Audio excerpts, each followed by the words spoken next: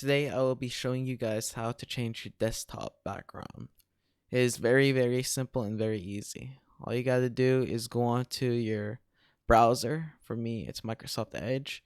Search up a wallpaper and search up 1920 by 1080. You would want this size right here, 1920 by 1080. And it can be anything here. You just search on images, anything you want. For example, I'll be using this one right here.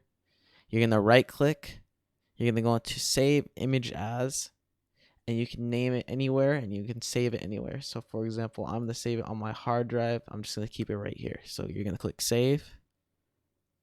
It's gonna load right here. Now you're gonna wanna go to your desktop. You're gonna wanna right click and you're gonna hit personalize. And once you're here, you can click on the browse button. And then you can locate your file. So for me, it's this one right here. You're going to click choose picture. And then this is it right here. Thank you guys for watching. Please like, comment, subscribe, and I'll see you guys later.